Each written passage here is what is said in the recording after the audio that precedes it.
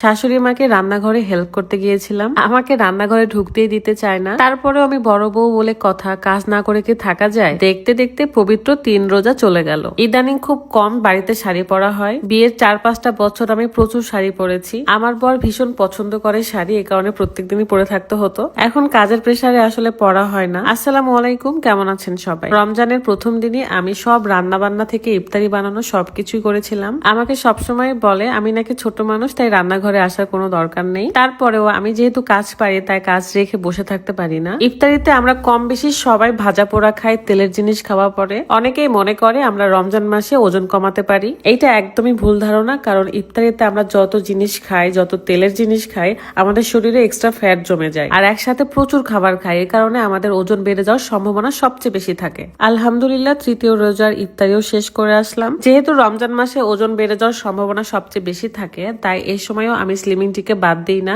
ইফতারি শেষ করে রাতের খাবার খাওয়ার আগে আমি স্লিমিং টি বানিয়ে খাই, কারণ স্লিমিং টি খাওয়ার জন্য একটু খালি পেটের দরকার। ইউনিক কালেকশন ফেসবুক পেজ থেকে নেওয়া স্লিমিং টি আমি এখন বানাবো। আপনারা যারা শুরু থেকে দেখে আসছেন আমাকে, তারা কিন্তু জানেন গত রমজানের আগের রমজানেও আমি স্লিমিং টি বানিয়ে খাওয়া দেখিয়েছিলাম। তাহলে ভাবেন এটা কত দিন ধরে আমি খেয়ে আসছি। এই কারণে এখনো আমি স্লিম রয়েছি, তাছাড়া কবে গুলুমুলু হয়ে যেতাম, কারণ আমি যা খাই সেটাই আমার শরীরে লেগে যায়। যাই হোক, বাপ পিটির সাথে আমি একটু দুষ্টমি করতেছিলাম। মেয়েটা আমার বড় হয়ে গেছে মাশাআল্লাহ। আপনারা সকলেই দোয়া করবেন আমার মেয়ের জন্য, আমার ফ্যামিলির জন্য। তো চলেন কথা না বাড়িয়ে এখন চলে যাব অর্গানিক স্লিমিং টি বানাতে।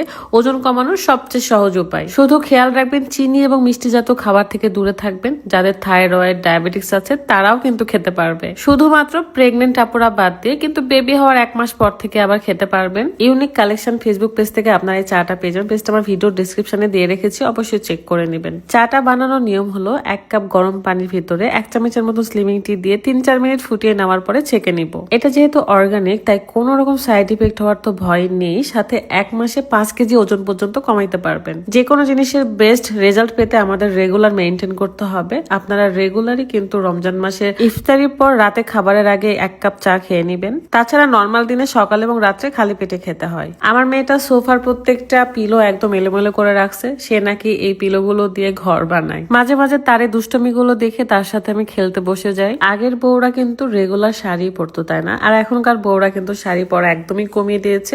শুধুমাত্র প্রোগ্রাম ছাড়া, কোনো অকেশন ছাড়া আসলে পরতে চায় না। কিন্তু বিয়ের পরে আমি প্রচুর শাড়ি পরেছি। আমার শাশুড়ির শাড়ি, আমার খালা শাশুড়িরা অনেক শাড়ি দিয়েছিল আমাকে।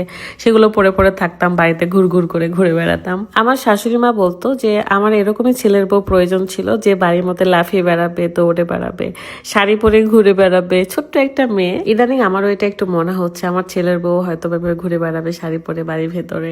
এন্ড আমি একদিন শাশুড়ি মা হব, কিন্তু আমার ছেলে কোথায়? আমার মেয়েকে তো বিদায় দিতে হবে। এই স্বপ্নে কি কোনোদিন পূরণ হবে আসলে? সবাই ভালো থাকবেন, সুস্থ থাকবেন। আল্লাহ হাফেজ, আসসালামু আলাইকুম।